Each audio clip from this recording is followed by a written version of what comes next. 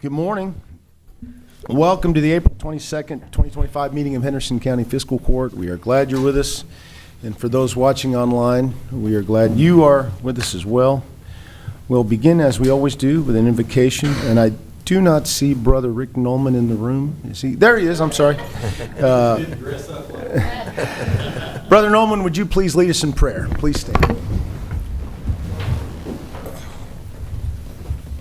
Let us pray together. Gracious Heavenly Father, we just give you thanks and praise that we can be here together in this room today and pondering what's good for Henderson County. So Father, I just ask your blessings upon this fiscal court and all its members, that all their decisions will be wise, that you will impart upon them the courage and the strength and the wisdom that they need in order to make those wise decisions. So, Father, bless them in all of the work that they do. Bless all of those that have come today, Lord, and for whatever reason or whatever capacity. And I ask a special blessing today, Lord, on one young lady who is going to be honored and get her special day today. So, Lord, I lift Addison up to you. But, Father, we give you thanks for all things. We love you, and we pray that you will be with us during this time. In your name we pray. Amen. Amen. Please join me in the Pledge of Allegiance. I pledge allegiance to the flag of the United States of America and to the republic for which it stands, one nation, under God, indivisible, with liberty and justice for all. Thank you, Rick. Please pass our compliments on to the flock at Chapel Hill. Appreciate that. Madam Clerk, would you please call the roll? Sure. Magistrate Starks. Here. Magistrate Berry. Here. Magistrate Southard. Here. Magistrate Tompkins. Yes, ma'am. And Magistrate Putman. Here. Gentlemen, you have in your packet the minutes of the April 8th, 2025 fiscal court meeting. After a period of review, I'll entertain a motion to approve those. So moved. Second. We have a motion and a second. Any additions, clarifications, corrections? Hearing none, all those in favor say aye. Aye. Any opposed? Okay, it is Judges Scholar time again, and as Brother Nolman mentioned, we have a very special guest from Niagara Elementary School, our Judges Scholar for this month, Addison Baskett. Addison, would you please meet me up here?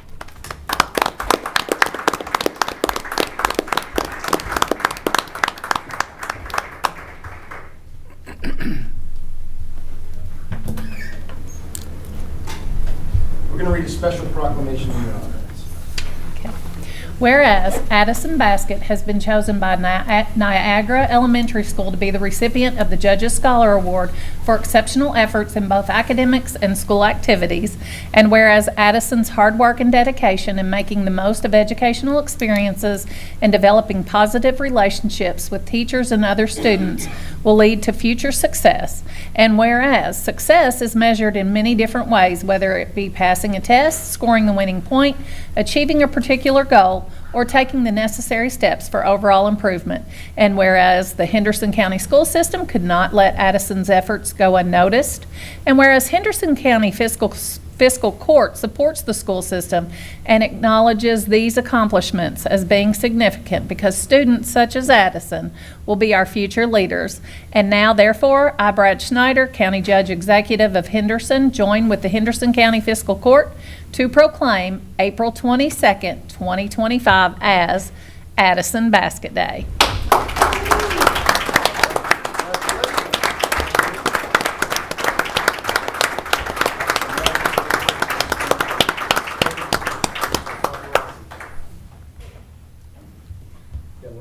Do the red carpet thing. Family want to come up?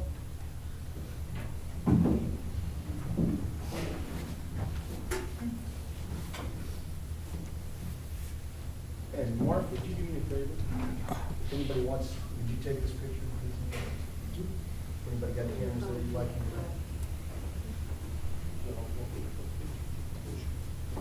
Thank you.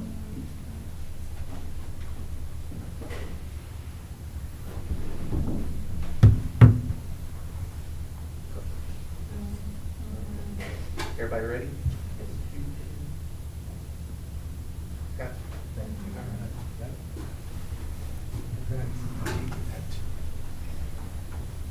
Principal.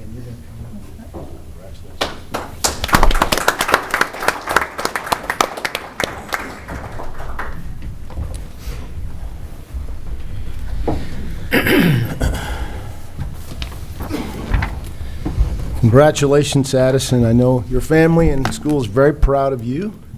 And now you get to hang out on this side of the dais and see how the sausage is made, as they say. This is Steve Gold. He'll be your play-by-play and color man all at once, let you know what's going on. Got to fight the urge to vote in these things. I know you want to. Raise your hand, but we'll coach you. And thanks again for the family for being here. Okay, we have an interesting agenda, and we're going to start off with a presentation from Mayor Staton and representatives of Audubon State Parks, Friends of Audubon, as well as some guest legislators to give us an update on the Audubon Park Conference Center and present an MOA to the court. I'm not Brad Staton.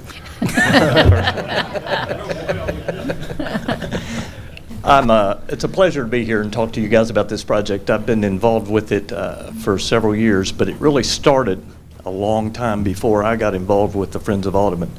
So I'm here representing the Friends of Audubon, and arguably not necessarily the best person to do that, but it started back with Mark Keelan when he was park manager, and a real good friend of mine, Robbie Williams, and a couple other board members on the Friends of Audubon board.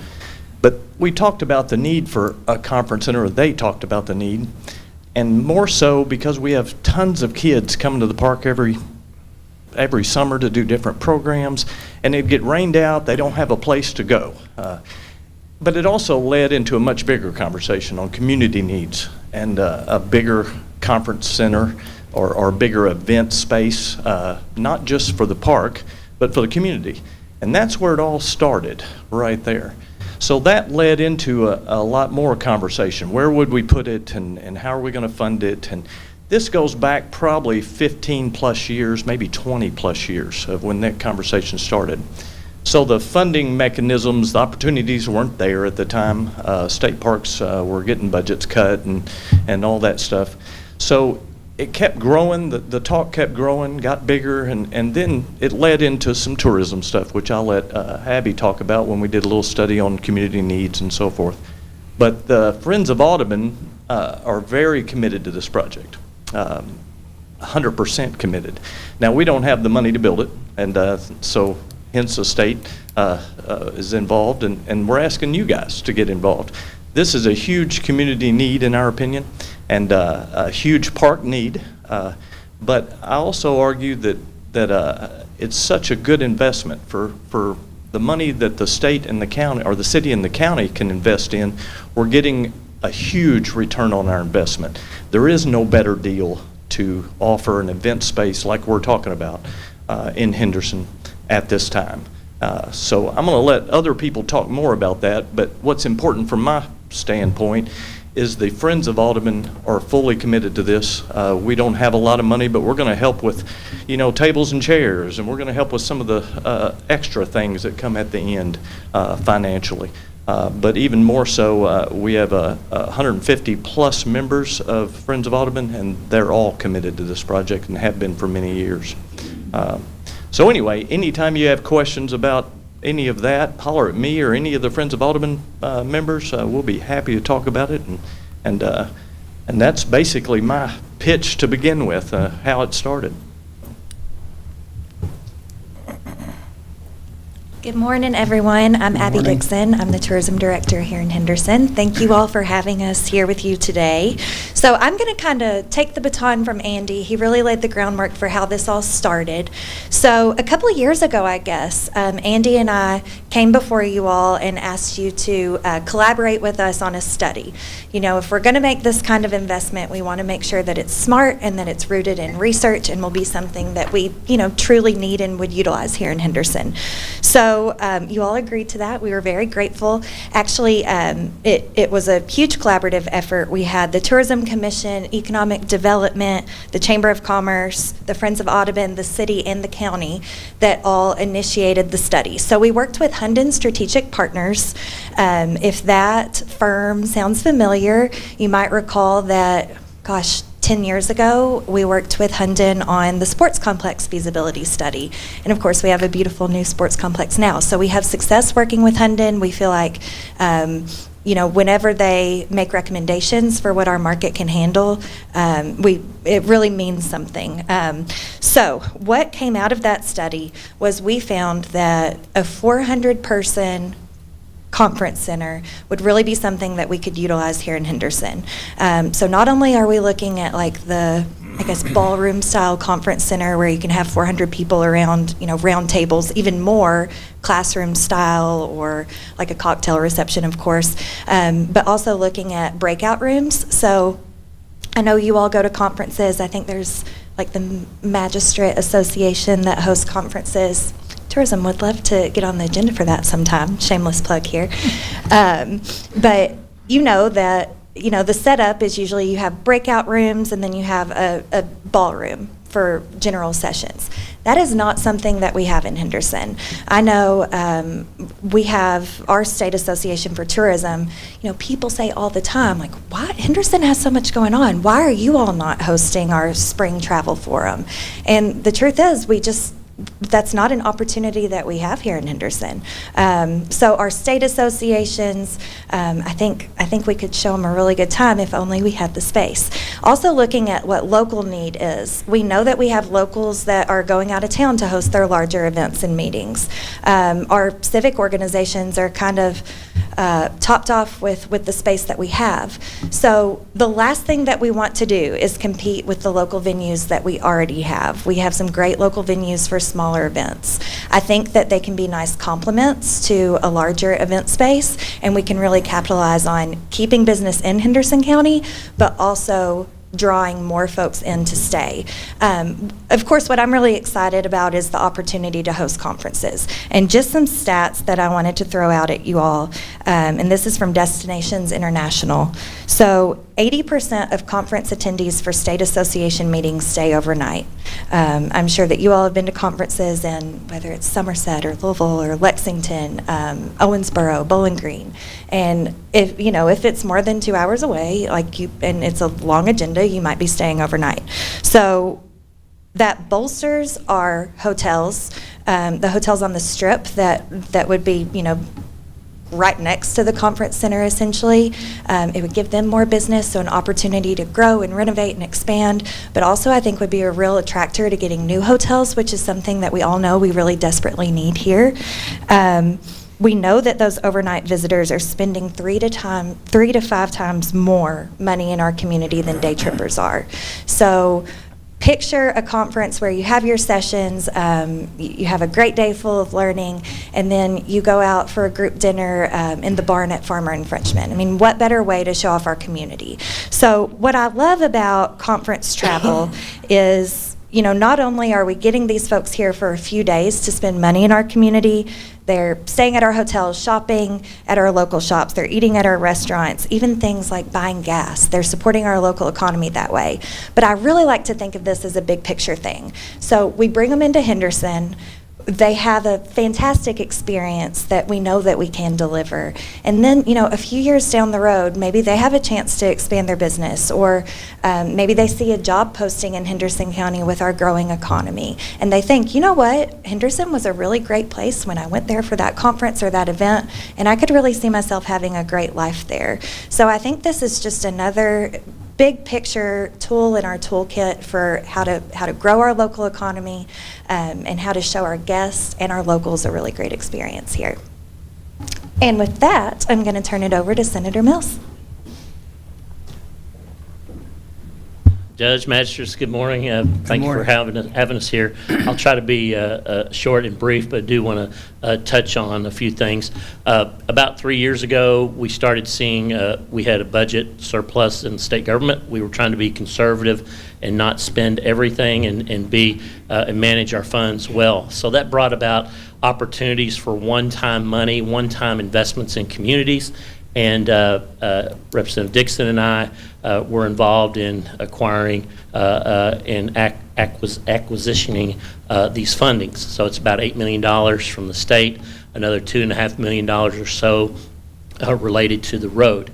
With that came the need or the way that it was presented was an opportunity to partner with local governments. If you remember, state government likes partnerships. They like when regions come together and do things together, you know, 4-Star Industrial Park, many other things. You see a lot of regional water districts in the state of Kentucky. So this is how this project was put together, as a partnership, and I believe that's what y'all have before you today in your memorandum.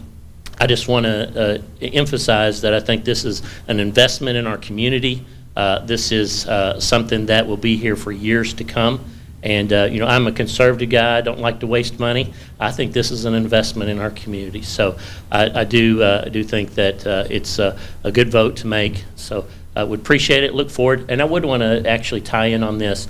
I know that a project is a project. There are, you know, costs at times these days in building can be a little variable. I'm here for the long haul, not just to get this money up front. If there's monies at the end that need to be acquisitioned, I'll be fighting for those in Frankfort to make this something you can all be proud of. So, gentlemen, thank you for your service to the community, and I'll hand it off to Representative Dixon.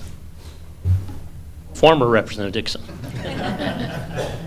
Yeah, I thought days of public speaking were behind me, but here I am. Judge, magistrates, thank you for the opportunity for us to be here today. I just kind of want to go through a little bit of the process of how we are to this point today, and some of the roles that Senator Mills and myself played in that. Getting an allocation of money like we have received for this conference center is no small task in the state budget. We were able to, through the conversations and moving this project forward through the process, that actually became a line item in the House budget that we put out, and eventually became the final line item in the budget that's there. And that's not an easy thing to do on the state level. Fortunately, like Senator Mills said, we had several opportunities here in the short term that we have created in the legislature that has some extra money that is to be spent and can be spent for projects just like this.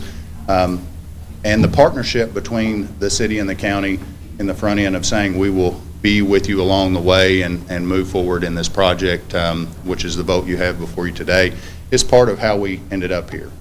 We were on the state level, and in the budgeting side, we're looking for those partnerships across the state to reach out, and when those monies are allotted, the county and the city have buy-in.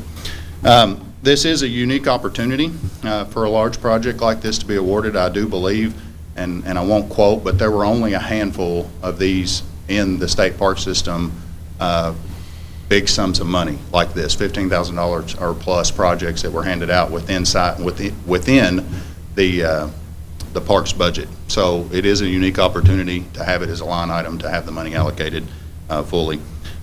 When this was budgeted, and through the discussions I had up there, this was not viewed as just a community project. It was viewed as a regional project.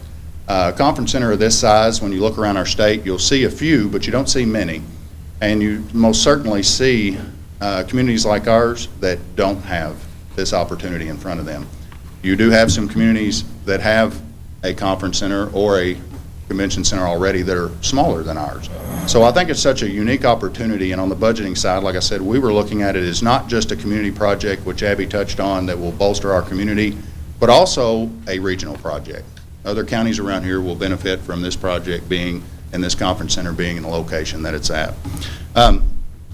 We also touched on already KLC, KCO, the Magistrate Association, the Judge Association, all the associations across our state. We all know, as elected officials, take tours every year, right? There's always some place new that they're looking to go and kind of bring all the judges, the magistrates, the other representatives. And we as a caucus even go around the state for our caucus retreats. I think it's just a unique opportunity in years to come that if once this conference center is built, I would hope, and I do think you would see those organizations start to have those events here in Henderson, which Abby said is just a bolster for our community. It'll be money spent, and it'll also open the door to many, many others, and especially in the elected side, to see our community and see why they should invest and why they should be behind investing in our community. And I think that's just an important point to make. I do appreciate the opportunity to speak today. It was an honor to serve our community the time I did serve, and I hope that you guys take the opportunity to get behind this project and see it through. I think it's a very well worth well-spent project on the state and on the local side to add something to our community that will just, in my opinion, become a gem for decades to come. So thank you for the opportunity to speak.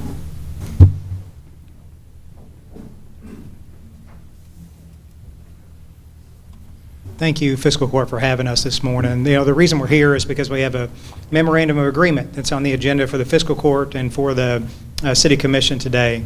And it's been a long time coming. I remember 2.5 years ago on an extremely rainy day. I remember it was raining really hard when all the city and county people got together in shifts, so we would still be legal and didn't have too many people in the room at the same time.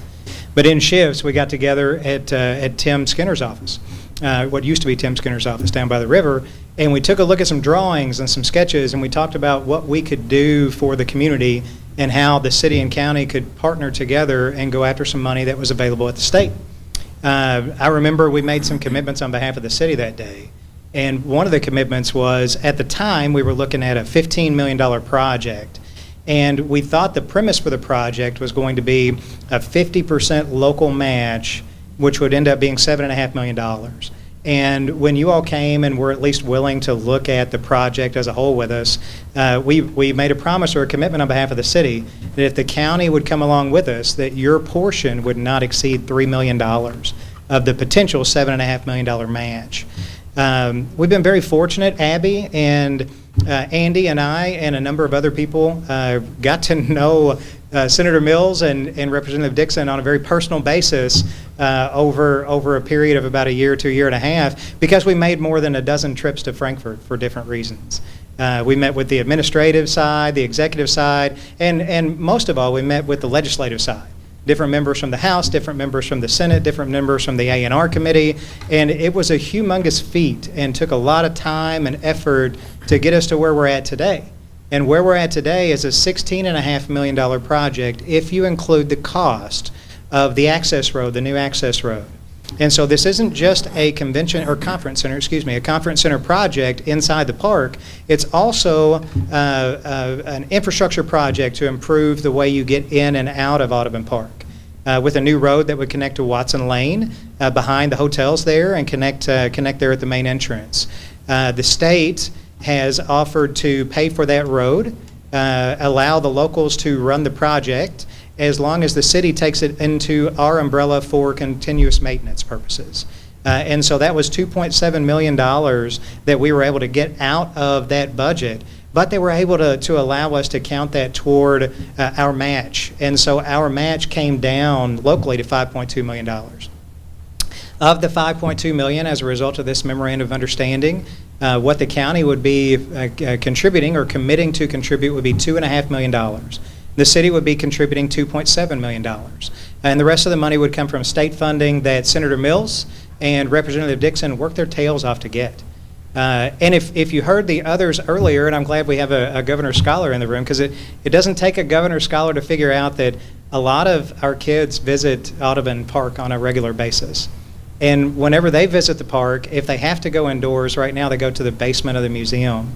And the basement of the museum is nice enough, but it doesn't really give you a good sense of place. There's a few cutout windows, and the rest of it's just concrete block. This conference center is going to be built where the old beach was, where they just tore down the beach house or raised the beach house so that a conference center could be built on top of that area. It's going to back up to a lake, and it's going to have tons of glass panels and windows so you can see out the back as you're in this big ballroom. It'll be a place not only to bring in regionalism like what Representative Dixon talked about. And by the way, as an aside, we had 3 county judge executives besides our own and 4 mayors besides our own write letters of support for the project. Because they saw it as a regional need to have this, because not only do we not have a venue in Henderson that seats up to 400 people, we don't have that in the region near us unless you go north of the river, and we'd like to keep some of that business here in Kentucky. But back to the kids, my first field trip that I can remember or recall was in first grade, and I went to Earlington Elementary School, about 45 minutes away. So you're talking about a regional project. It was to Audubon State Park. We walked the trails. We saw a snake. Our guide picked it up and showed it to us, kind of scary. We did spend some time inside the museum, and to have a venue like this that can also double as a conference center to bring in people, adults, to a conference, it can also double as a place where over 100 busloads of kids on a yearly basis get to go and have a different type of experience in the park. And so we're very fortunate as a city and as a county right now that we've had very good management over the last several years, predating Judge and myself. But of course, under your leadership, the county has flourished, has a really good reserve. The city has a good reserve, and so we're in a great position now where we can sign this memorandum of understanding or memorandum of agreement. We can give this money, and we don't have to bond it or borrow it, but we have it reserved in our budgets already. And so we can do something for the community that's a great thing. We can give $2.5 million on behalf of the fiscal court. We can give $2.7 on behalf of the city. And for our investment, we get a $16.5 million improvement in our state park that is going to be a decades-long benefit to our community and to our kids and to the people around us. And so we're just here to ask for your support. I know that we, for the most part, believe that we have that, and we're here at the finish line for this great project, and we just want you guys to cross it with us. So thank you very much for having us this morning. We really appreciate the opportunity and the time. Thank you, Mayor. I'll say the last time that we formally discussed this in fiscal court, I believe it was 2023, just before the start of the legislative session, or at least that fall of 2022. And I think everybody at fiscal court at the time understood the potential value of the project. The question was, what could be raised at the state level to help us reach that total spend? And the admonition we gave the advocates at the time was, well, let's see what the legislature will do. Let's see if you can actually go raise enough that our matches will matter. And sure enough, they did. I mean, it was heavy lifting by Robbie Mills and Jonathan Dixon. I compliment them tremendously for that work. And in many ways, I feel like the ball's back in our court now. They did their job, and the city's done its job. And I think you've heard about the value of the investment. I'll also want to pay a lot of compliments to Don Kelsey and Steve Gold, who have been wrangling with the MOA and some of the legal agreements between state parks, the city, and potentially the county for a year. and finally reached, I think, a mutually beneficial agreement if we choose to participate. And the MOA that you have in front of you is a beginning point if we choose to nail down the final details and then get the project started. And Mr. Gold, I'll turn it over to you to make any comments you'd like to. The agreement's approved as to form and legality.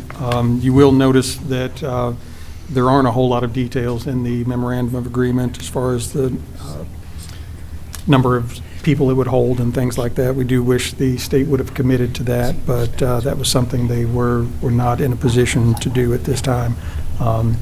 They wanted to put it out for designs. You'll notice that the agreement is split into thirds, and at any point, if it gets to a situation where any of the parties do not want to move forward, there are ways to back out of it.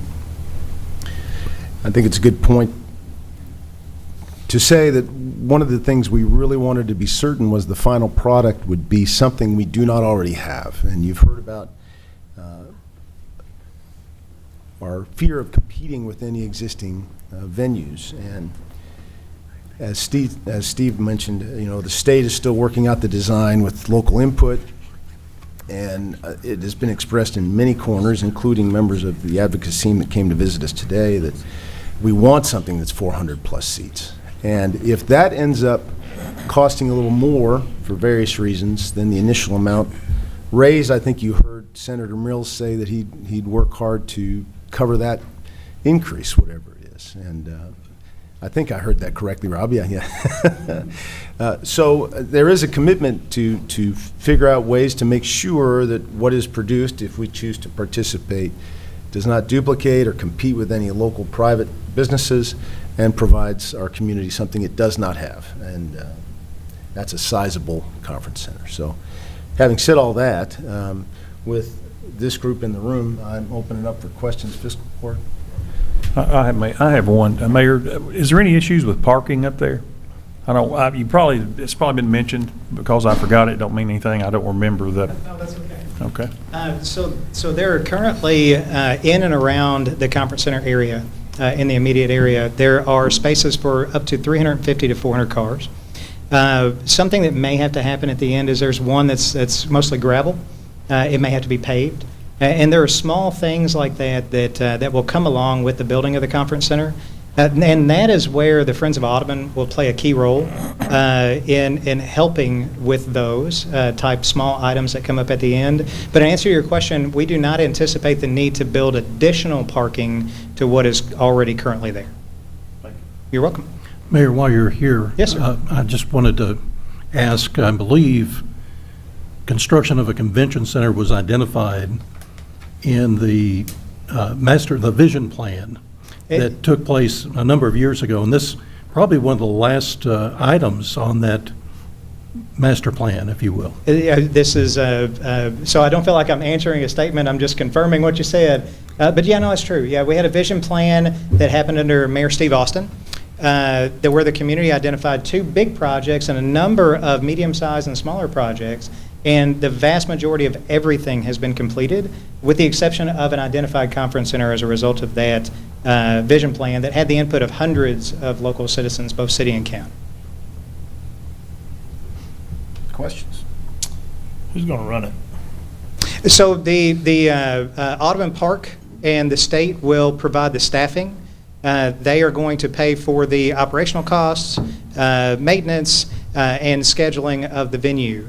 The primary daily function will be a park function because it will be used during the days outside of conference center areas to entertain. Like I said, they have over 100, I think approaching 125 busloads of kids a year for field trips that come out there.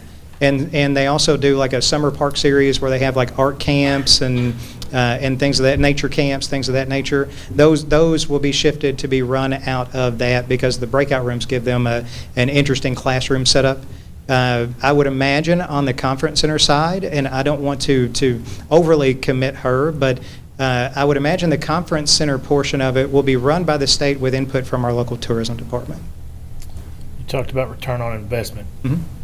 Do you have any commitment as far as projected? I mean, it's one thing to say it all sounds good, but Yep. it's a lot of money. So who are you saying? Are you saying do we have people that are committing to come have events here? So here's the good thing about what you're talking about is specifically for your investment, you're not on the hook to have to make a profit or a loss for that particular venue. Because whether that particular venue makes a profit or a loss is inconsequential because you will not owe more money if it does not churn a profit. That being said, yes, and so somebody who was up here. Still a citizen in Henderson County, so it matters. No, I get it. And somebody who was up here earlier mentioned there have been other organizations like KCO and KLC. For example, J.D. Cheney, who's the executive director of KLC, asked me when it's going to be finished. Because some of their smaller conferences, not their big one that happens in Lexington where they need more than what we can offer, will be coming here as well. And so there's also going to be prices for like large weddings that currently escape Henderson if they're over 200 people and go to places like Freeman Hall and Newburgh. When we did the feasibility study, and going back to answer your specific question, when we did the feasibility study, it showed that the conference center stands a very good chance, according to the people who ran the feasibility study, of having a break-even point of less than 2 to 3 years.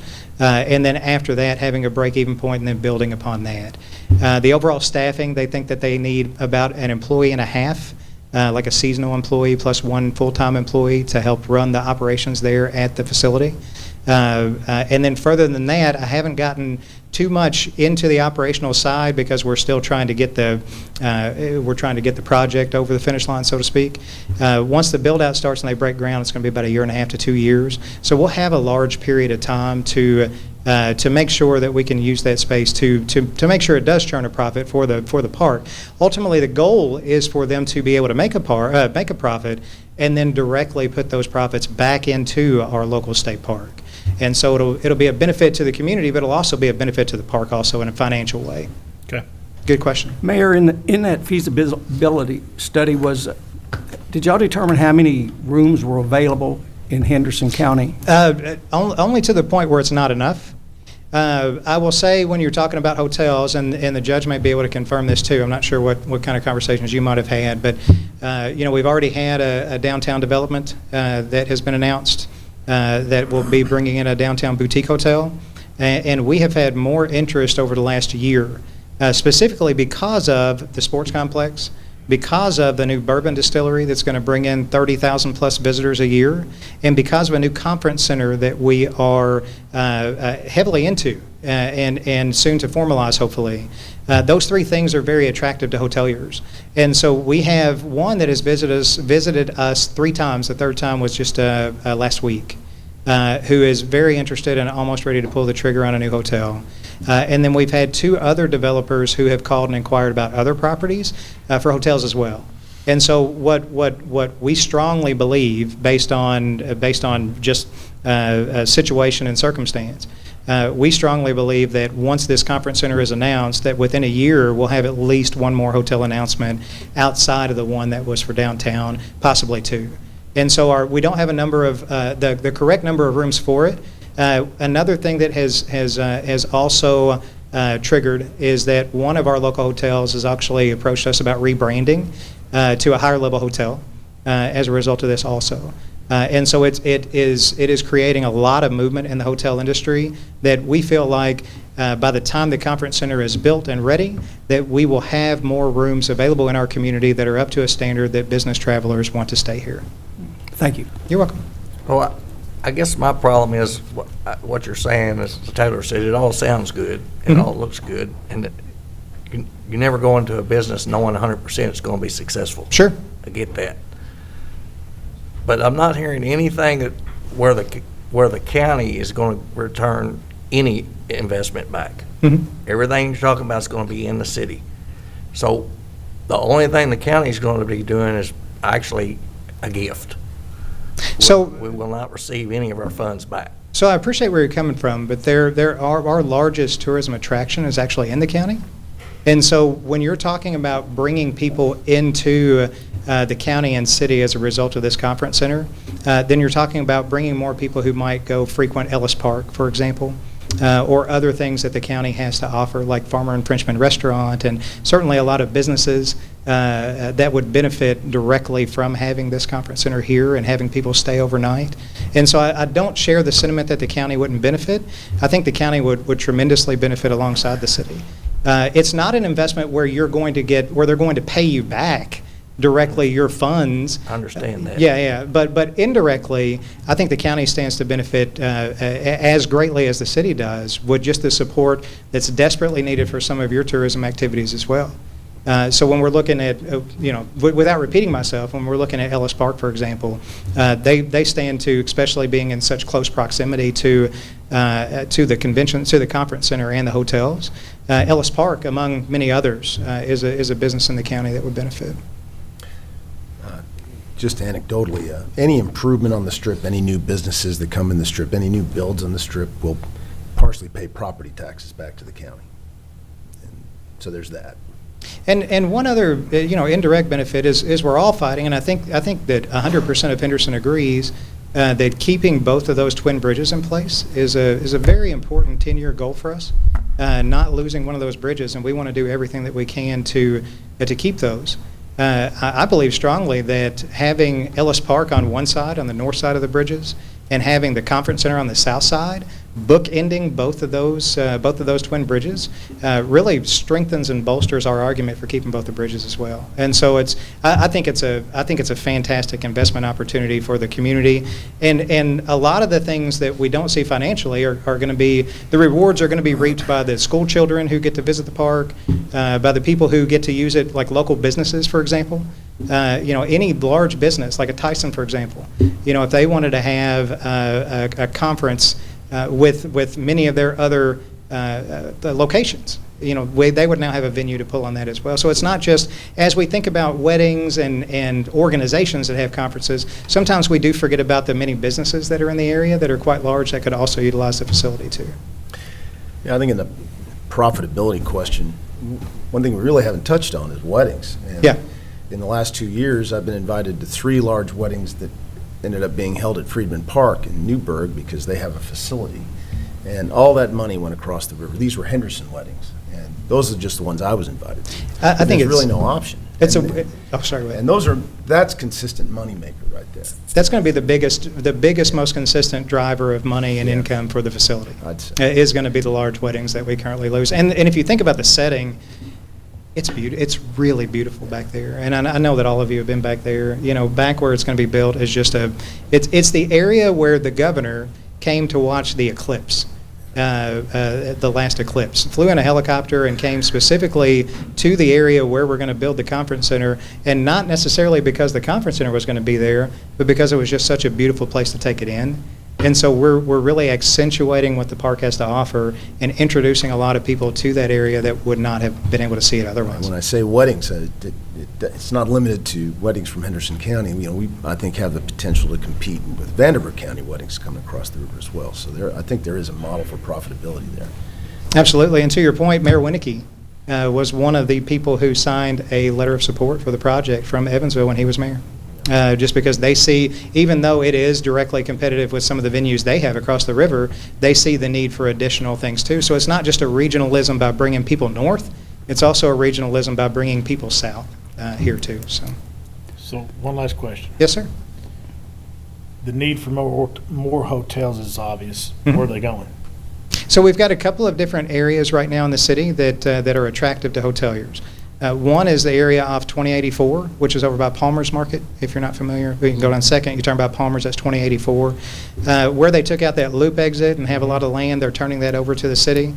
Some of that's going to be used for residential, but some of it's going to be used for business. And we've had some hoteliers that are interested in that area. Okay. And then also we have, the city owns 31, is it 30, Buzzy, is it 31 acres? Yeah. Sorry, I knew it was around 30, so 31 acres. If you drive Barrett into Walmart, and you keep going around Walmart, and you go past the hospital, over there on the right-hand side is 31 acres that's extremely visible from the new curve that goes north. And so that area has been extremely attractive to hoteliers as well because they want that visibility from the highway and ease of use to get in. And so the conversations that we've been having with hoteliers have really revolved around those two areas.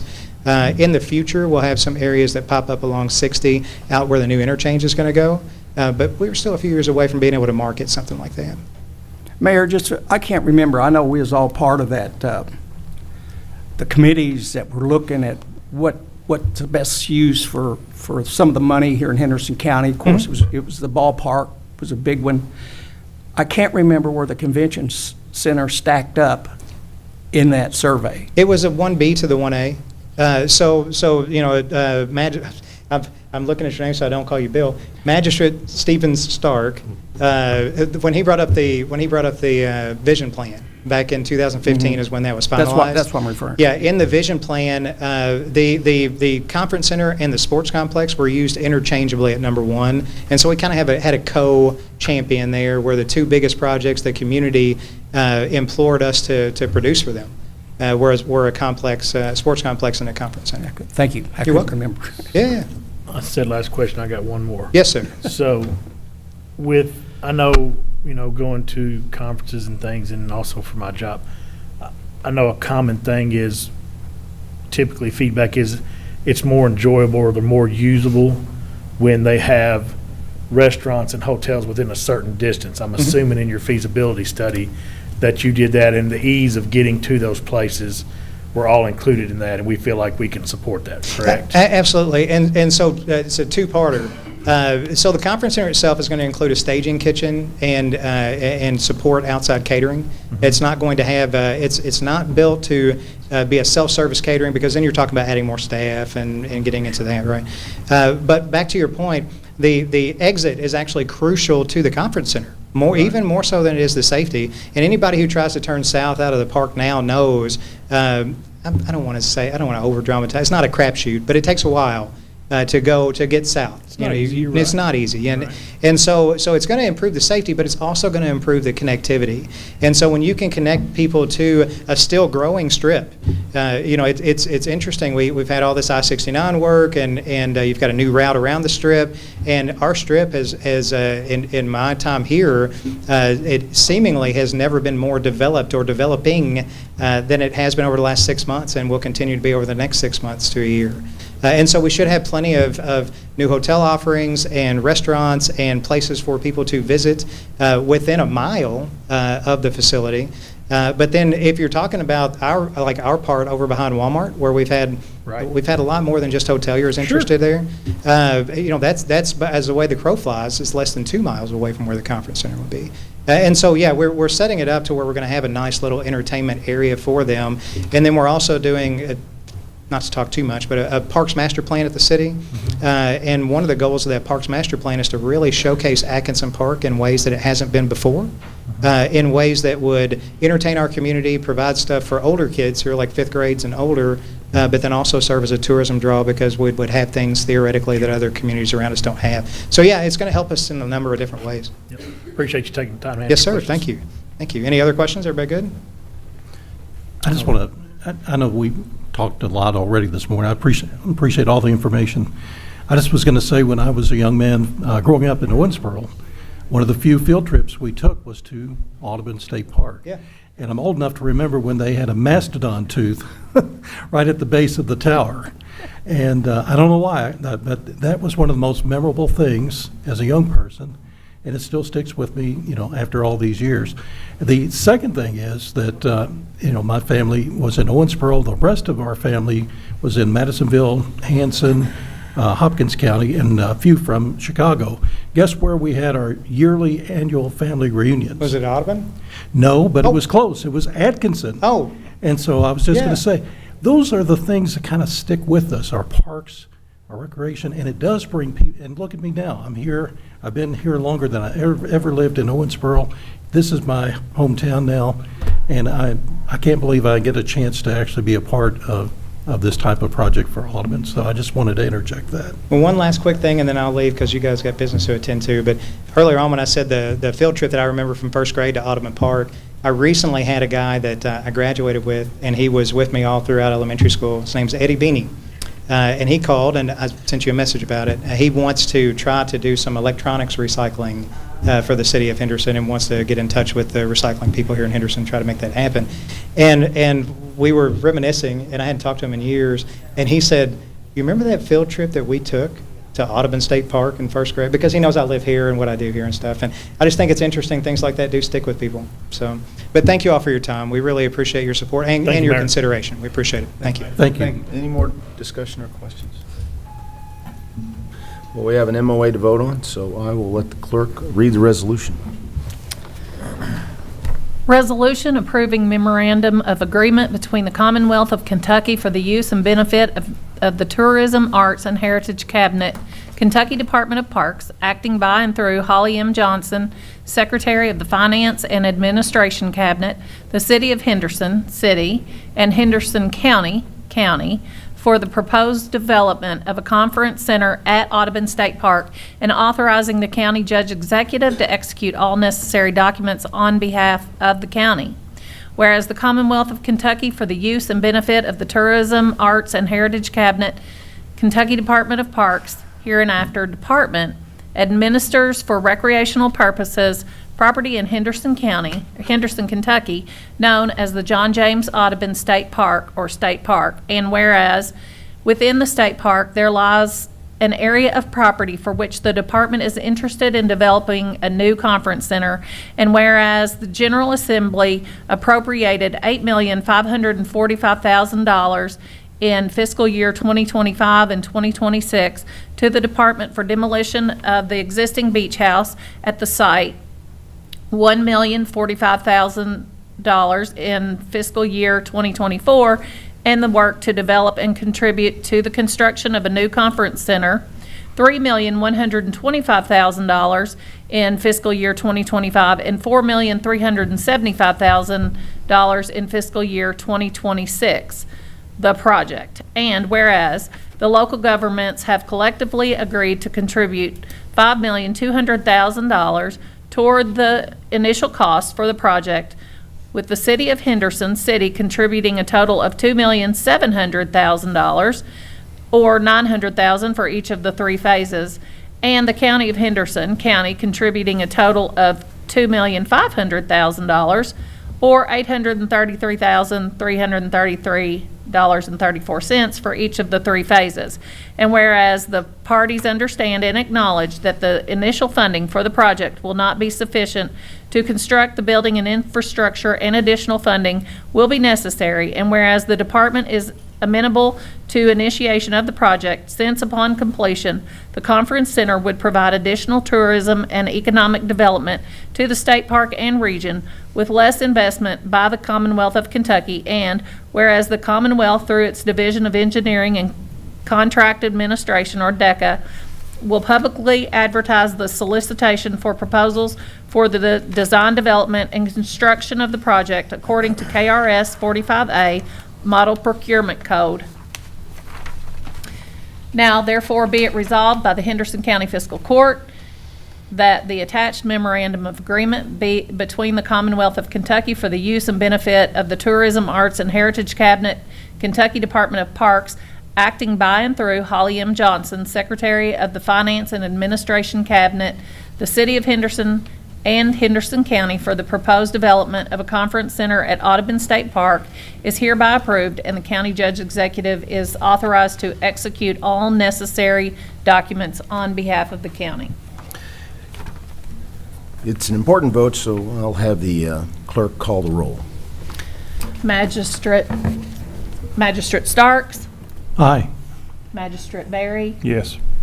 Magistrate Southard, No. Magistrate Tompkins, Yes. Magistrate Putman. Before I say yes, let me just say, for the amount of investment, based on what everybody had to say, it looks kind of like a no-brainer to me. I mean, what we stand to gain is probably far more than what we're going to lose with that $2.5 million investment. I think it's money well spent, and hopefully it goes just as planned. And it sounds like, based on what the mayor refreshed my memory on the vision of the community, that it was right up there at the top with the ball fields. So having said that, my vote is yes. And for the record, I'll vote yes. So resolution passes. Thank you for coming today. Appreciate that. Good luck this afternoon with your vote, and we will keep this moving forward. Thank you.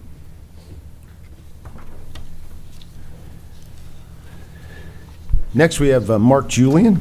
If you remember, in his last visit with us, we urged him to go back and come up with a more detailed proposal and timeline for work on repairing the leaks in the system and how the county could ultimately contribute. He has done that. It was in your packets. I hope everybody had a chance to look that over. I will say, after Mark elaborates on that a little bit, this is a first step. The other thing we have to do, if we agree, is to work out a payment plan. That has yet to be determined, but we can, use this vote to task perhaps Mr. Gold and Mark and I to develop a payment plan and get her done. So I'll start with you, Mark, and anything you want to add to the proposal that you gave us. Okay. Good morning. Thank you for having me back.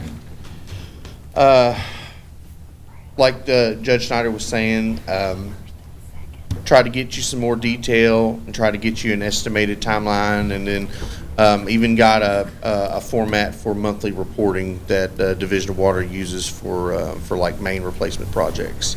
I don't have a PowerPoint or anything this morning. The page of your packet that just has the line item preliminary budget, I'll just hit the highlights and then answer any questions, if that's okay.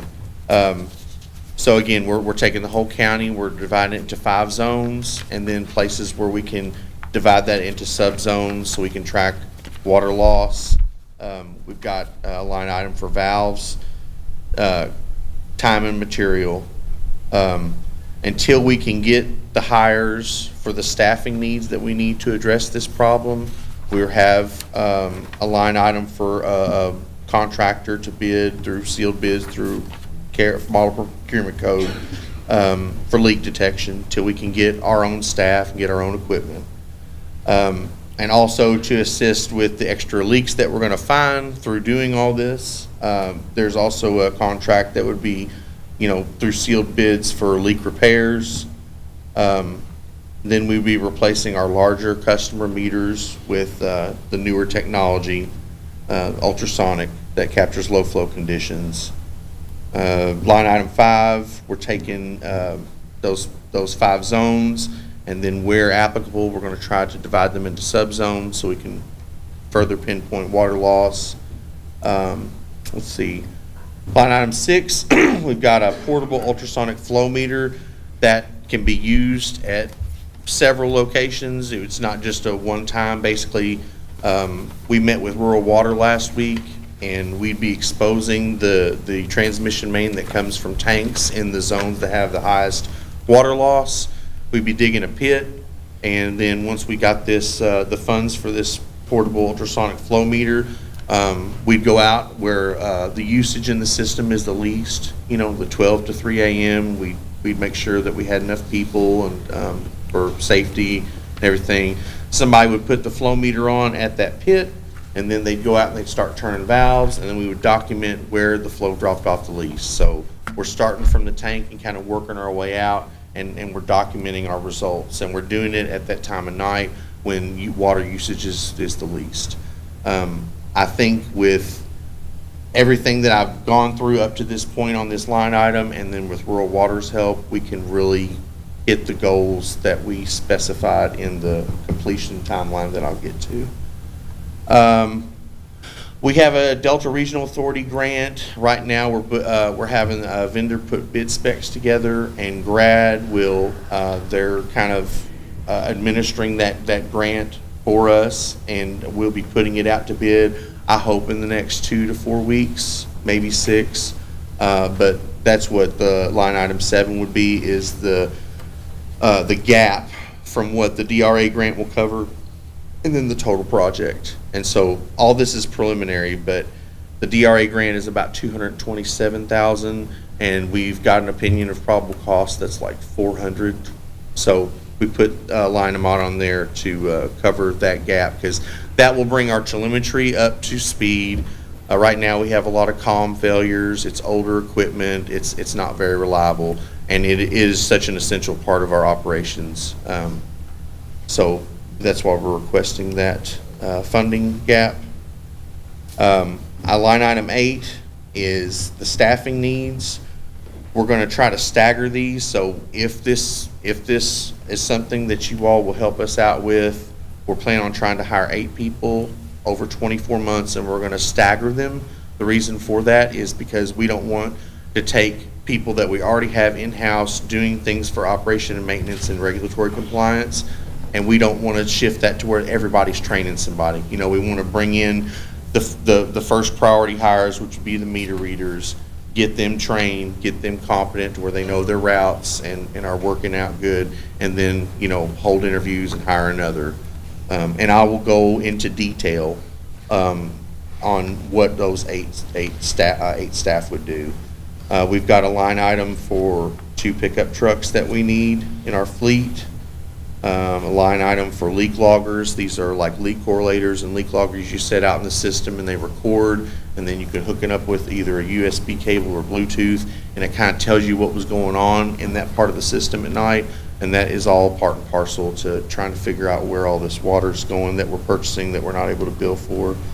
And then line item 12 was the GPS data transceiver.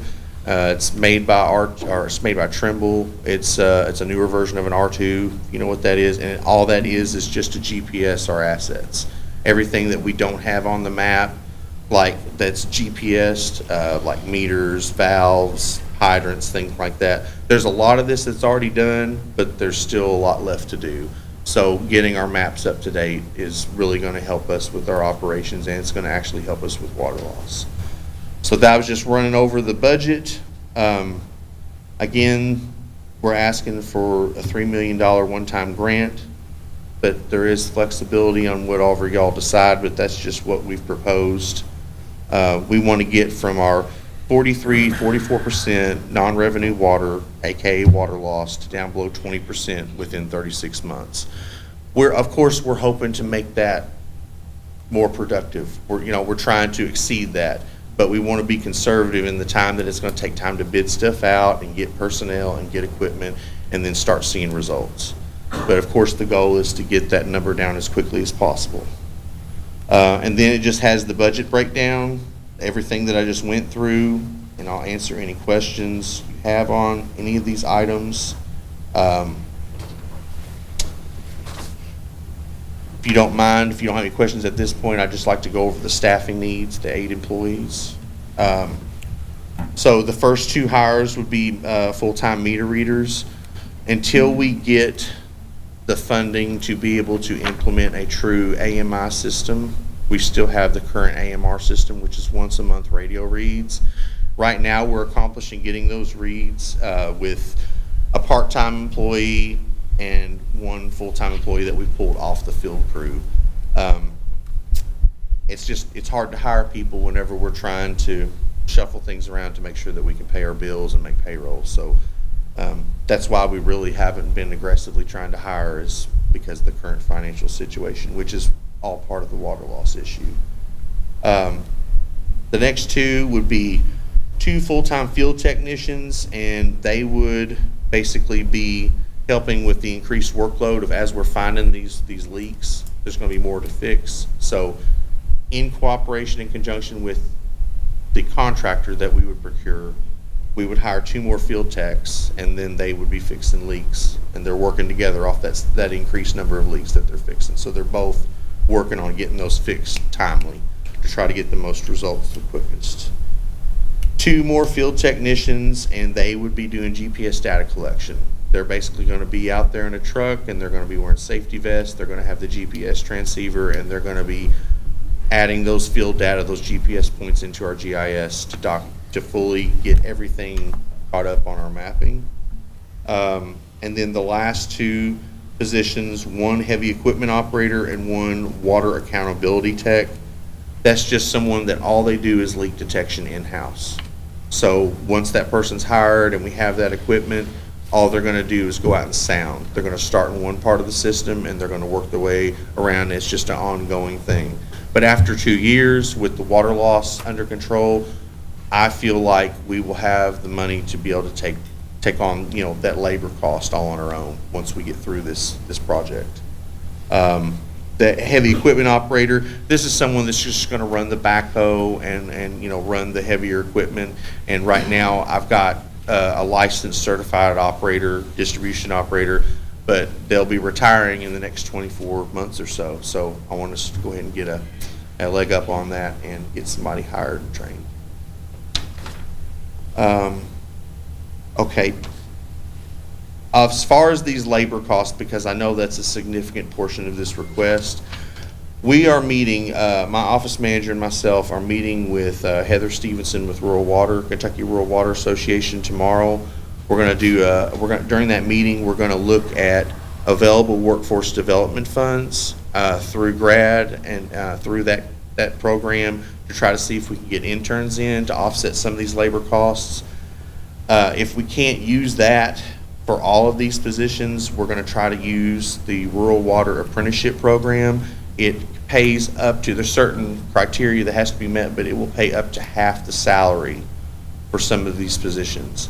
So I've got an opportunity here to reduce for the labor costs for those 8 positions, and that's what I want to do. So that way, either that wouldn't have to be asked, as part of this, or it could be used for another purpose. Whether it goes back, the county doesn't give it to the water district, or whether you still give it to us and we use it for another purpose that y'all approve. We're just trying to reduce those labor costs and make the dollars go as far as we can. Timeline and goals for this proposal. We did some work in Zion the other day. We had to do a scheduled shutdown. We advertised that through HyperReach, through emergency management, and through the media. The work was successful. We got our valves in. We've got 1, maybe 2 more places in the whole system where we need to insert valves like we did that day, and then we'll have our zones set up.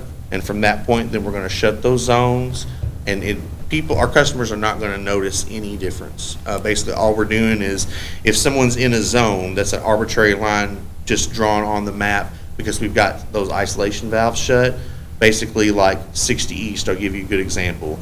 Our purchase point is at Tillman Bethel, where we buy water from HWU. It goes through that purchase meter, and then it goes through a pump station, and that feeds everybody that is basically north to the Ohio River and east to the Davis County line. It's bordered on the south by like Hatchetville and 351. Anyway, so it's just saying that if that purchase meter had 10 million gallons go through it, with those valves shut, we're going to be able to see after a month of billing, one billing cycle, we're going to be able to see, well, did we sell 10 million gallons? Did we sell 5? Wherever the percentage is the highest across the system, that's where we focus our efforts first to try to get some of that low-hanging fruit. But we're going to get any remaining zone valves installed by June 1st. That's our goal. And then I have basically on the next few pages just tried to talk about this project in phases, about if this is something you guys can help us, the fiscal court and the county can help us out with, then we would start getting equipment and start advertising for hires and getting sealed bids for some of this stuff. And then as soon as we had that, we start our monthly reporting on completion goals and what we've been able to accomplish. Thank you. How many, it may tell me on here. I'm looking at my notes on the phone, so. Oh, no problem. So how many zones are there? So we're breaking the whole system, all 6,500 customers into 5 zones, a whole county into 5 zones. And then from there, if we have spots where it makes sense and we can break a zone into subzones so it's easier to track, then we'll do so. But if we can just leave a zone the way it is and not have to buy more equipment, not to throw more money at it, we're getting results, then we won't. The reason why I talk about subzones is right now the community of Reed, which just went through all the flooding, of course, it's being fed from an old line under the river. We've got a new line that we're trying to get Division of Water approval to go live with, but at some point, however it's fed, regardless of that, we need to, that may be a community where it's advantageous for us to install a meter with a bypass just to be able to track the customers that are in Reed, that are on that side of the river. It's geographically and terrain separated on its own, so it might make sense to do that there. Okay. Couple key points, he spelled out the phases, and with monthly reporting, which is something we wanted, and give us a timeline of 36 months, trying to do it faster than that if you can. Absolutely. And safe to say the $3 million would go a long way towards making this happen. And you're continuing to look for grants to help augment this. We are. Yeah. We do have a water loss surcharge. It's just not enough to tackle this problem, but that's why I put on the budget and in the document that I submitted to you all, any water loss surcharge funds that are raised, it's only $1.87 per meter per month. But those funds, what's already been accrued, we have to get permission from the PSC to use those specifically for water loss purposes, but that is part of what funding we're trying to contribute towards this. I mean, it's for that purpose. It's just not enough to tackle it on its own. So, Judge, just throwing this out there, but we applied for some of our co-severance from when we did the airport expansion. Would this qualify for maybe that? Mm-hmm. We don't have to use coal severance, but we can if we want to. Right. It's just, we just spent 2.5. And we have a lot more than that still available. So we could talk about that in the future if that's what you want to do, but we don't have to. So, okay. Any other questions? Mr. Goldman? My questions, if this were to be approved and if this something that we were doing as far as the grant, writing the grant, the details, some of the questions I have and may need guidance from either the fiscal court or if the fiscal court wants to just ask the judge to give me guidance on this would be whether the grant would be just here's a check for $3 million. Are we going to do it in progress payments? Is it going to be phases? Is it going to be a reimbursement grant? There are a lot of different ways to set up a grant. I understand if it was true reimbursement, you don't have seed money then to make some of the purchases. So it could be a mixture between some amount up front, and then once benchmarks are hit, then another tranche gets paid, or however the fiscal court wants to do that. I just, as far as writing it up, I need to know how to do that. My intent was not to just hand the water district $3 million. Right. It will be some sort of pay-as-you-go situation. I would think at least annually, yes, that's what I was going to So, say. With your, forbearance, I'd be able to work that out, I think, in an acceptable arrangement with fiscal. Do we need to have a vote or make a motion on that? Well, we do have a corrective act, we have an action plan in front of us. I'll entertain a motion to approve this action plan. I'll make the motion. I'll second. We have a motion and a second. Any other questions? All those in favor say aye. Aye. Any opposed? I'll also ask for a motion for Mr. Julian and Mr. Goldeneye to work out a payment plan. I'll make that motion as well. Second. We have a motion and a second. Any other questions about that? All those in favor say aye. Aye. Any opposed? Now, Thank the- you. The plan you're talking about working on is also going to have some goals, Yes. right? Okay, Partially based on the goals stated in this timeline. okay. Yep, works for We me. have to go back Yeah. and do it. Thank you, Mark. Hang on, Keith. Sorry for a technical error I made. In the conference center vote, I didn't get a motion and a second on the resolution. Can I get a motion and a second on the resolution? So moved. Second. We have a motion and a second. Anybody want to change their vote?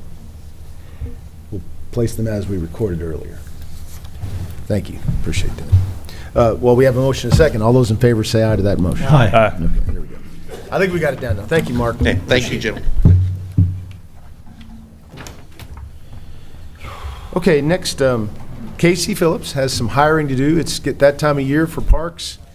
And Casey, I'll first say, I want to thank you for allowing some of your parks people to help with flood recovery efforts over the weekend when it wasn't convenient for them, and they continue to. So thank you for helping in that way. But in addition to all that, you've got parks to mow and get ready, so this is part of your planning for the season. Yes, and it is in budget, nothing. I have two part-time, Devin Bradford and Tricia Jacquez, at $15.65, which is the rate. And then full-time, Derek Barrett, at $17.65, and it's all in the budget. Yeah, the full-time slot is open. It was Oh, in the budget, absolutely, yeah. yes. And these people mow and pick up and They whatever. do, they As help assigned. road, recycle, parks, whatever Right. they need to do. Any questions about that? Make a motion to hire these, So moved. Second. at these rates. Any other questions? All those in favor say aye. Aye. Any opposed? Thank you. Thank you. All right. Now we have, coming off the disabled list, our county engineer, Nick Stallings, who I'm surprised is here today, but he has a hard time resting. And he's got a couple requests of us. Thank you. And you are feeling better, I hear. Kind of. You ever wondered what a bobblehead, how they ship a bobblehead so it doesn't move? I'm working on a new product on how you ship a bobblehead, so it's working out so far. Nobody wants a bobblehead to break during shipping, so I got this thing going down. Now, I'm kind of the reason why a lot of stuff has warning labels when I was a kid. My rough and tough childhood is catching up with me. Okay, first things first. I'm asking to purchase a grader. This will be the second grader to take care of our east division of basically our maps cut right in half, east and west. The last couple years ago, we bought the west area new grader because it was beyond repair. This one we have now currently has a little over 19,000 hours on it. It's about an 18-year-old machine, so it's time. So it's time to look at getting it replaced.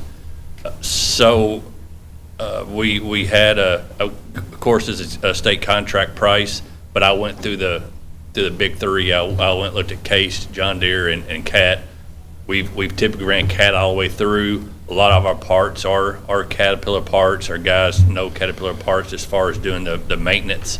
And luckily, this machine is dang near the same. You know, it's 200 or 300 machines down on a serial number, so it's the same model, same deal. It's just 2 years newer. So the purchase price is $365,000. And that is state contract price. Like, we get 24% off of a contract, off of the retail price is the way the state contracts use. So I compared that with Case, and I compared that with John Deere, and we're within, $10,000, $15,000 with the same model or equivalent model. And this is a budgeted item? Yes, it's budgeted, yes. I'm not asking for extra.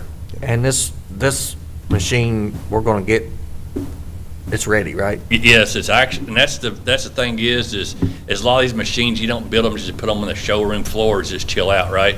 So a lot of them are actually built to order, and contractors know they're coming up due for new machines. So a couple of other machines that we were looking at were end of calendar year build ready, and this is budgeted for this year in this budget. So they actually found one. Caterpillar were able to find one from a sister company over in Virginia, and they had to go ahead, and if we approve it, then go ahead and get that on hold, and we do the purchase, get it moved over freight-wise, and get it set up and ready to move on. So I entertain a motion to make this purchase. So moved. Second. Motion and a second. Any other questions of Nick on this one? All those in favor say aye. Aye. Any opposed? All right, next business of order of business, whichever way you want to say it. We have Sulphur Springs, as you all can see in the, I don't have my little pointer, but as we all understand the coal portals coming in there on Sulphur Springs. The section from Sulphur Springs back to Kentucky 145 is roughly around 18 foot of pavement, 17.5, 18 foot of pavement. And the bridge that goes over Beaver Dam Creek Spur, it is a 24 foot wide bridge. It's great condition, which my little buddy IT back there is taking care of that. So that bridge right there is good condition. They were just inspected December of 24. No issues. We still got a good service rating. That's 24 foot wide pavement. What I'm looking to do is from 145 all the way back to Wheeler Road is to widen this thing 3 feet. I'm looking to widen it 1.5 on each pavement edge. This will bring the pavement up to around 20.5 to 21 feet wide. So this will be adequate for semi trucks that come through, along with the vehicle traffic. I understand a lot of people's concern out in that area was the influx of traffic during shift changes, and with the amount of tractor trailers that be coming through there making deliveries of rock bolts or whatever is going through the portal. They were concerned with safety. This obviously, putting 3 foot wide of pavement on this road will do nothing but make it safer. Then the intersection down there at Wheeler Road is an intersection that's also going to be realigned. There's an offset culvert there. It's got a terrible degree skew. That bridge is going to be replaced with a large corrugated metal culvert. The corrugated metal culvert will hold more than that bridge. The way the bridge is truncated down to the bottom, I can get more flow out of that corrugated pipe than I can that bridge with the amount of maintenance that happens. So I'm looking to widen, to make a larger pipe in there, and to get and to redo the north on Wheeler to west on to Sulphur Springs. I'm looking to get that reconfigured so it's not a 9 degrees in the wrong direction. This should make travel in each direction better for all, and for anybody who comes into that coal mine. It'll make it safer for the intersection itself, and make this upgrade in that area to appease everybody's or less everybody's concern with safety. So what I have is I'm looking for bids. I put together a job for trenching with this. The way this job will be done is a contractor come in and they would trench out 1.5 feet on both sides of the pavement. With that, they will backfill with 57 rock, and then they'll put in asphalt as a shoulder with this asphalt base. 1.0 base will be put in as a shoulder. That will have a period of time to be rolled into place, and what I call is time for settlement. But that's as trucks drive, vehicles drive. Doesn't matter who you are, what kind of contractor you are, you can't take a shoulder and get the same compaction rate as you can a mainline pavement. This will give it time to settle, so we don't put new pavement down and have a crack 4 months from now. So once this area settles, the contract has a contractor come back in and put a new asphalt surface over everything and do the work at Wheeler Road. So that way, this all can be a one turnkey project that a contractor come in there and do it, and we get heavy numbers. I mean, we're looking somewhere around 1,700 tons of asphalt, which is a good amount of asphalt to get competitive numbers for a project like this. You know, Sulphur Springs isn't close really to anything, but it's close enough with the amount of asphalt we're having that they should have good numbers. And you estimated the project at? Somewhere a little around 225.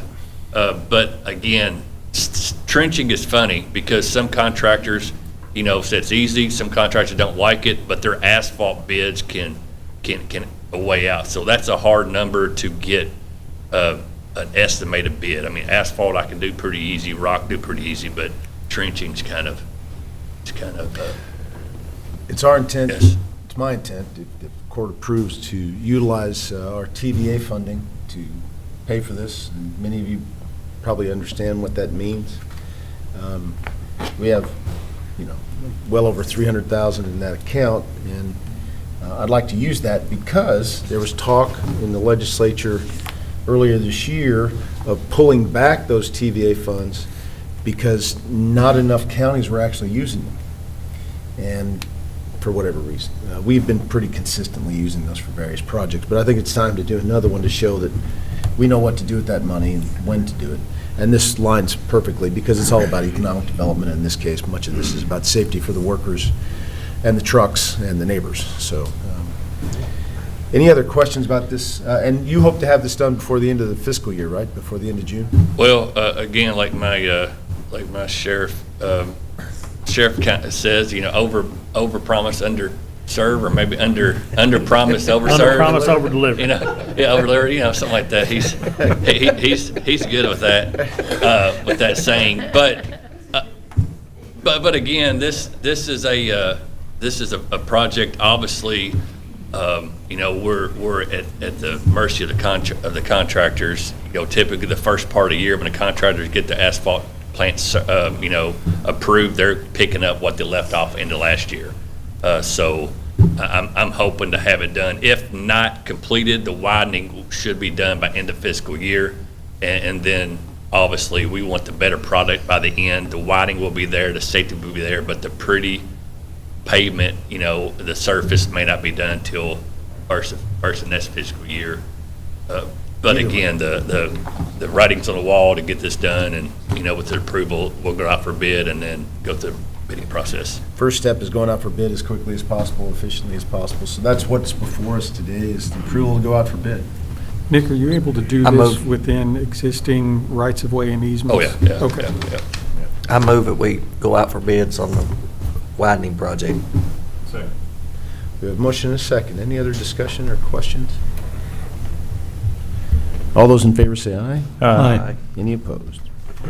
Thank you, Nick, and keep getting better. We have one more resolution, and I think I can handle this. This is pretty much every year. I got it here, but if you got it, perfect. Yeah, we do.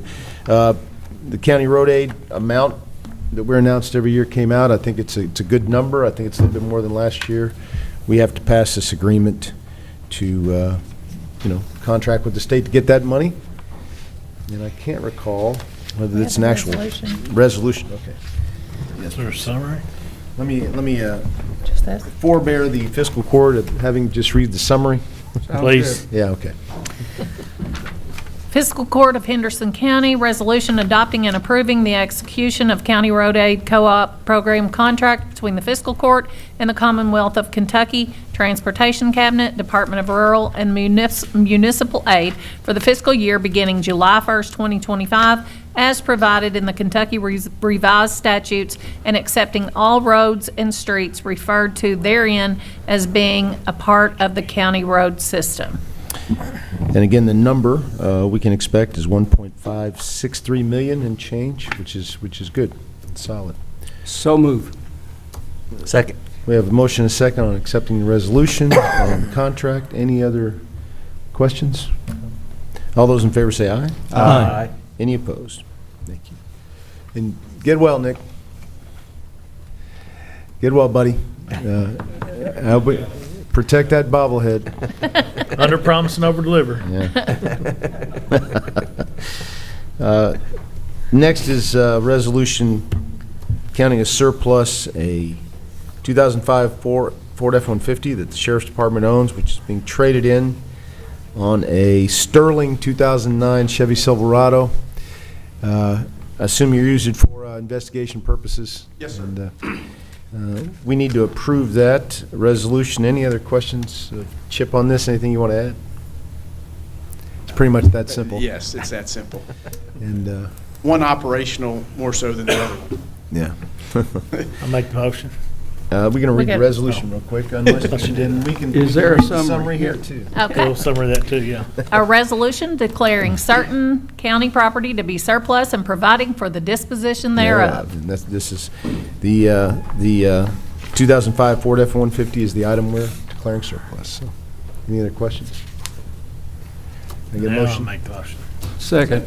Motion is second. All those in favor say aye. Aye. Any opposed? Good deal. And any comments about the sheriff's monthly reports? It's the normal monthly report from the sheriff. If you've reviewed it, I'll entertain a motion to pass that. I so move. Second. Motion and a second. Any other questions? All those in favor say aye. Aye. Any opposed? We have Bernice Abner with us. County Clerk, your report, please. Anything to add? You have the county clerk's report, motion to accept that. So moved. Second. We have a motion and a second. Any other discussion? All those in favor say aye. Aye. Any opposed? Mr. Gold, your report. Judge, I've got 6 checks today that flow through from the city in the amount of $458.33. Aflac, $594.52. Dental, life, and vision, 2 checks. One in the amount of $11.10, the other in the amount of $785.30. Health insurance reimbursement, $17,768.87. And jail fees, $116.25, bringing today's total to $19,734.37, and the fiscal year total to $229,985.68. I'm going to give this to Addison, who says she's never held almost $20,000, and then she's going to turn around and hand it right over to the government. I always say that's just like being an adult. Comes in one hand, then you end up handing it to the government. We appreciate that. Good job, Addison. Move to Okay. accept.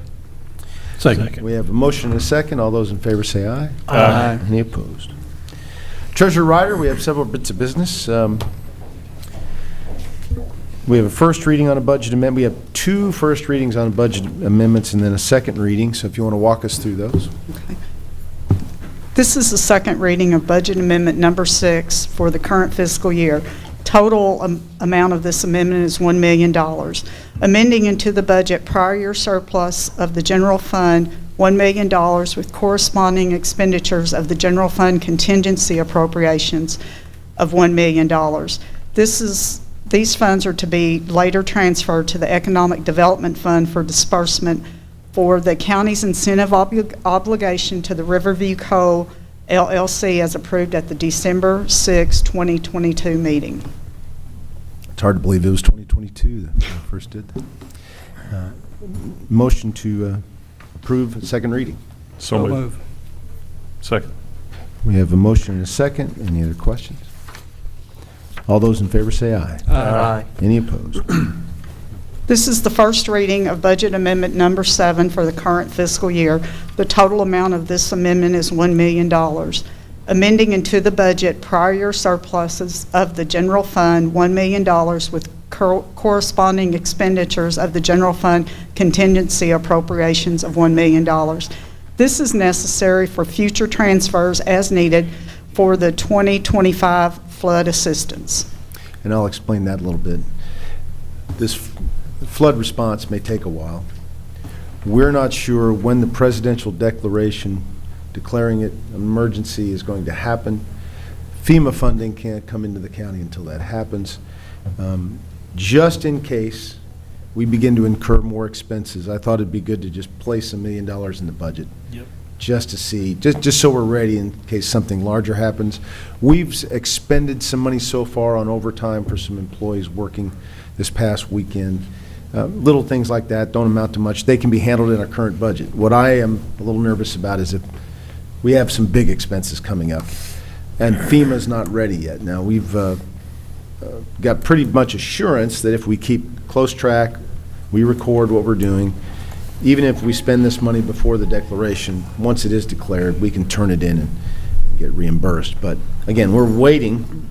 The application was turned in on the 11th of April to the desk of the president, and we're just sitting here waiting still. So as a preemptive strike, I'd ask to amend this money into the budget. I'll make the motion. Second. We have a motion and a second on first reading of this amendment. All those in favor say aye. Aye. Any opposed? Okay. This is the first reading of Budget Amendment Number 8 for the current fiscal year. The total amount of this amendment is $3 million. Amending into the budget prior year surplus funds of the general fund, $3 million, with corresponding expenditures of distributions to other government agencies, $3 million. This is necessary for the Henderson County Water Department Water Loss Project, which was just presented earlier. Now, I told you we aren't going to spend it all at once. I thought I'd bring it in the budget to begin to spend it if he has a draw before the end of the fiscal year. Whatever we don't spend, we'll carry over into the new year. Right. I just thought we'd put the whole $3 million in there and just see what happens. But we will be developing a payment plan that goes in segments. So just trying to be overly ready. So do we have a motion to? I'll make the motion to approve it. Second. Motion and second to approve first reading of that amendment. All those in favor say aye. Aye. Any opposed? The transfers are as presented. This is redistributing appropriations within the existing budget. I also have 2 cash transfer requests from the general fund to the economic development fund, $1 million. The budget amendment number 6, which I just presented, amended the money into the general fund. This transfer is to transfer the actual funds to the economic development fund for the Riverview Coal project. Also, from the general fund to the road fund, $1 million, and this is a budgeted transfer projecting this department through the end of the fiscal year. That is a transfer out for the road department, as you, I'm sure, know. So moved. Okay. We have a motion and a second on transfers. Any other questions? All those in favor say aye. Aye. Any opposed? Your bank balances after paying claims today you have received, and your day-to-day appropriation should be at approximately 83%. I have one additional claim to Midwest Municipal Supply, $8,701.60, and this is for culverts and is to come from the culverts appropriation line. Any questions about claims? Move Finance- to pay the claims. Second. Motion and a second. The Finance Committee meeting did meet yesterday. We had no problems with the claims, nothing unusual. All look good. So we have a motion and a second. All in favor of paying claims? Aye. Any opposed? To follow up on that, during the committee meeting, pointed out a couple really good bits of good news. Treasurer Ryder said we should be about 83% of budget at this point. General fund expenditures, give me a moment. General fund expenditures sit at 61%. Wow. Wow. Road fund sits at 66%. Jail fund at 75%. So everybody's doing a good job of minding their pennies, only spending what they need. It's always a good thing because, you know, our revenue looks on target, and then you combine that with good management of appropriations. That's how you run a government, I think. So thank you to everybody, who, all the department heads and elected officials for doing a good job with that. Thank you. Anything else? Thank you. Thanks, Brenda. Anybody from the audience like to say anything for good of the county? Hearing none, we'll go around the horn. Master Starks. Thank you, Judge, and good morning, everyone. And just wanted to recognize Addison. What have you learned today? A lot, yeah. That's the answer I was looking for. We do a lot, and it's to benefit our community. And we're really glad to have you alongside with us. And you're a governor's scholar? Wow, that says a lot in it of itself. But to be picked from everyone else in your school to receive this recognition, that says a lot. So keep on the right path, keep doing what you're doing, and best of luck to your future endeavors. And thanks for being with us this morning. Don't have a lot, just wanted to look forward and say how appreciative we are. The Breakfast Lions still willing to put on a street party for us. It's our spring coming out party, I think, and it's going to be right outside our doors here again in just a few days. So come enjoy Tri-Fest. Today is Earth Day. I don't know if people remember that. It started way back 55 years ago, and so be kind to Mother Nature. You know, if she treats us right, she'll treat us right. I got hopefully. a bone to pick with Mother Nature. Yeah. At least our water table's in shape. But also Arbor Day is coming up. I think the city's going to be out here in Central Park Friday afternoon at 4 to 5. Invite folks to come out for that. You know, the best time to plant a tree is yesterday. The second best time is today. So you might, if you can, plant some trees out there. And I know our Parks Department takes care of a lot of good trees in our Parks Department. So appreciate that. And again, just thanks everybody for putting in extra hours. Our rescue folks, road department, everybody involved, EMA especially, with what has been going on both ends of the county with Ohio and the Green Rivers and historic flood. And so just want to say a big thanks to them and all that they've done, and all the volunteers, Red Cross, Salvation Army, the whole crew. Couldn't do it without you, so thank you, thank you. Master Barry.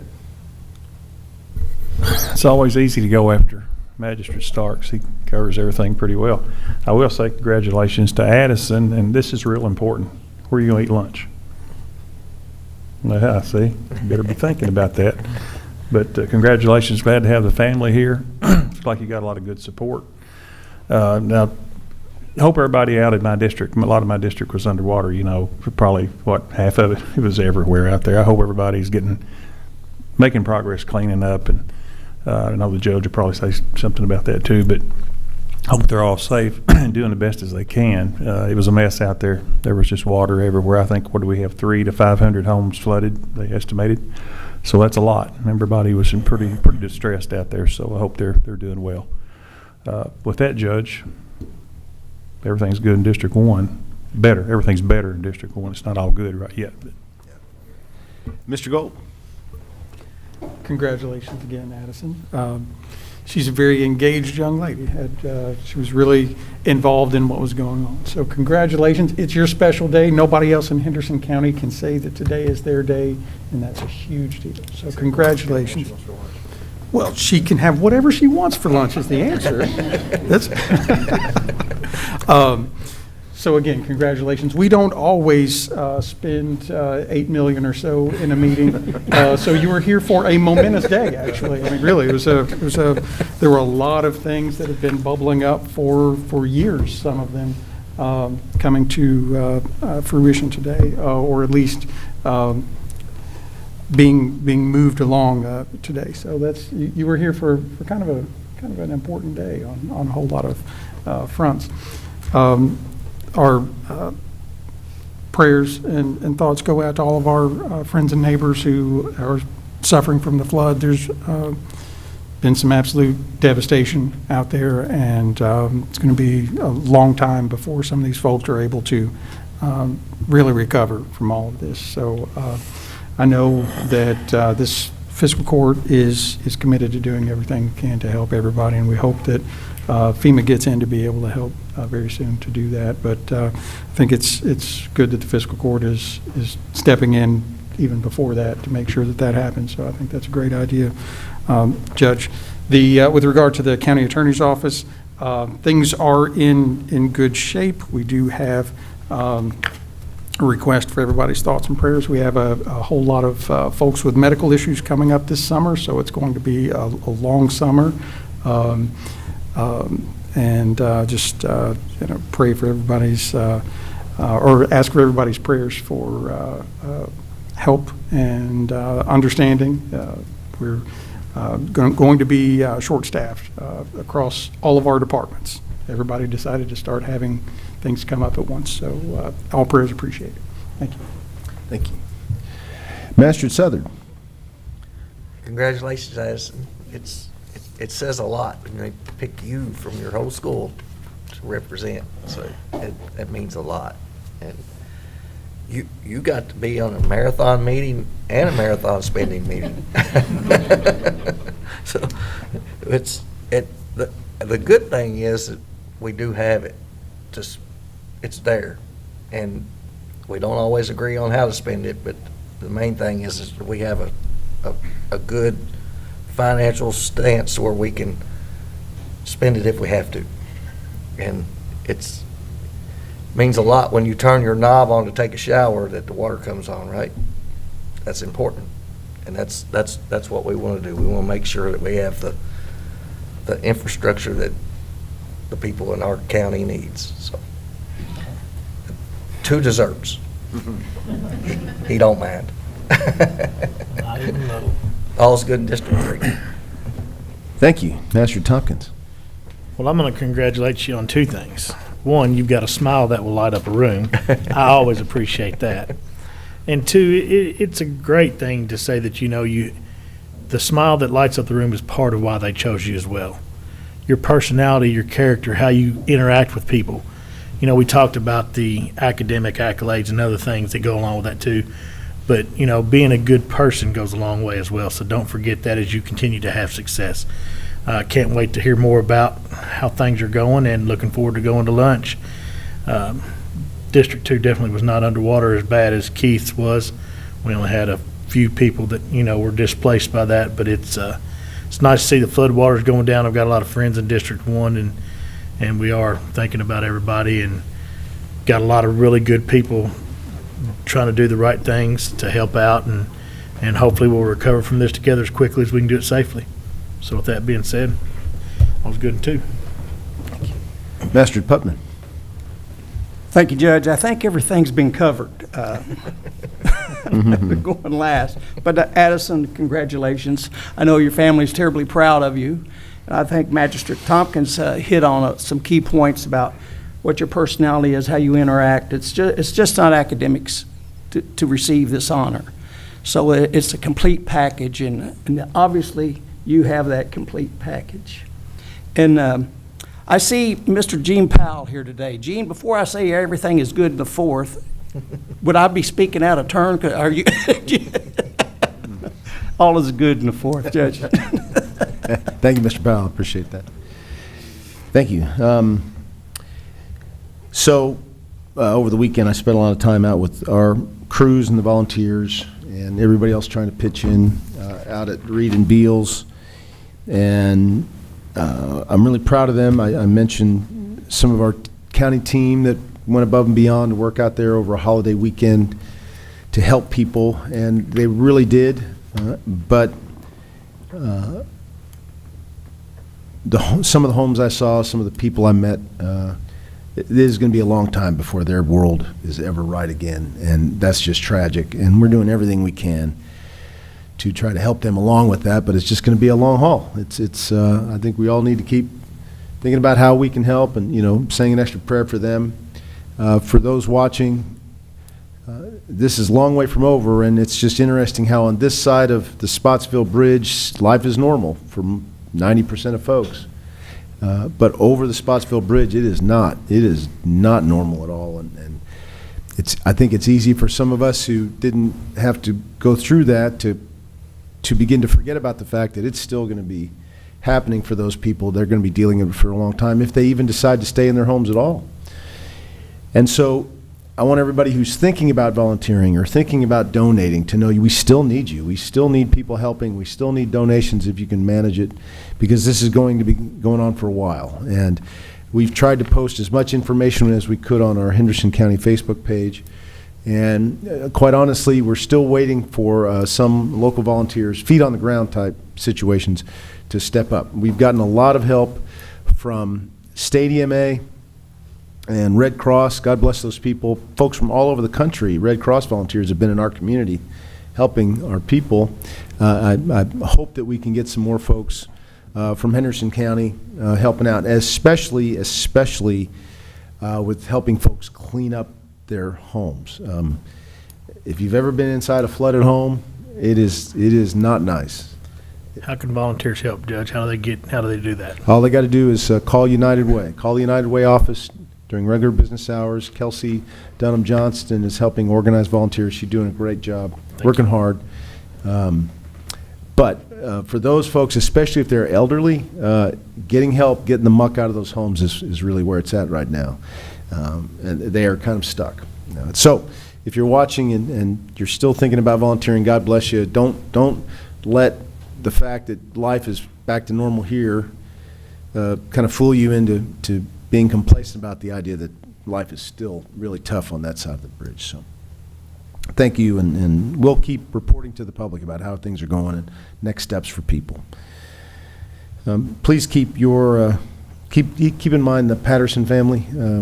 Levi Patterson, who worked at Gibbs, is grandson of our coroner, Sheila Patterson, and son of Zion Volunteer Fire Department Chief Chad Patterson. He's still at Vanderbilt, slowly recovering after a serious accident. We all know that family, I think, so definitely keep them in your prayers. The town halls, we wrapped up the town halls last week, and I think they went well. I definitely think they were worthwhile. We had a lot of input at each of our stops, except one. Magistrate Southard is doing such a good job in his district that we couldn't get anybody to join us at Smith Mills Volunteer Fire Department that night. So he immediately called Magistrate Tompkins to say, he needs to pick it up because he had a larger crowd at his. But I think we will do that again, perhaps in the fall, maybe take it to different areas next time. And I think it was worthwhile. And for all the magistrates who came and participated, we appreciate that. And several of our elected officials did too. It's valuable for folks, and sometimes they just want to vent, talk to you, and they don't need answers necessarily, but it's worthwhile, definitely. Master Southern made a good point of this.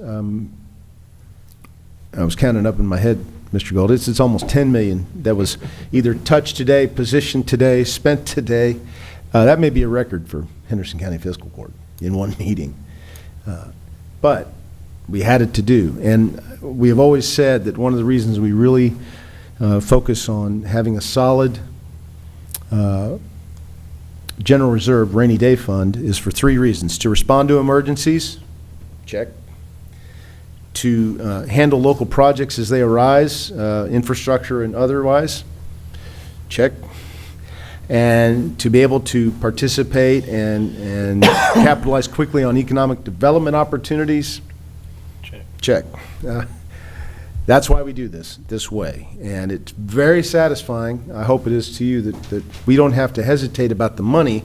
We just have to decide on the best way to utilize it. I can guarantee you, as a former economic developer in this community, it has not been that way in the not too distant past. And we were always trying to scramble to do any of those things, let alone all three at one time. Not to cast aspersions, but I think Magistrate Pubman was there in the middle of all that. And so am I speaking out of turn in that way? No, you're correct. So, and Butch, you probably remember a time when the county couldn't even afford to rent a grader, let alone just outright purchase it, right? All correct. So that, I think that was probably one of the most important things we've done here today, because we've got to have that equipment to do, the work for the people out and make our roads safe. So It's like daylight and dark. It is, Yeah. and it's so much better. Mr. Gold can attest to it as well, because Yeah. he's been around longer than I have. So, So, yeah, not only with our budget, which has, grown responsibly to handle things like graders, but also having this money set back when things come along we don't necessarily expect. So I'm proud of that. I'm proud of all of you in helping us accomplish that. And, yeah, $10 million moved through court today in one fashion or another, but I think every penny will go towards things that are worthwhile, which is important. We're not wasting money. We're investing in the community or helping the community or positioning the community for a prosperous future. So with that sermon done, I will entertain a motion to adjourn. so move. We have a motion and a second. Congratulations, Addison. You're awesome. Blue Ribbon School, Niagara is that correct? Blue Ribbon School? Well, to be a judge's scholar from such a good school is quite something. Any judge's scholar is important and admirable, but to be a judge's scholar from Niagara is awesome. So, we have a motion and a second to adjourn. All those in favor can leave.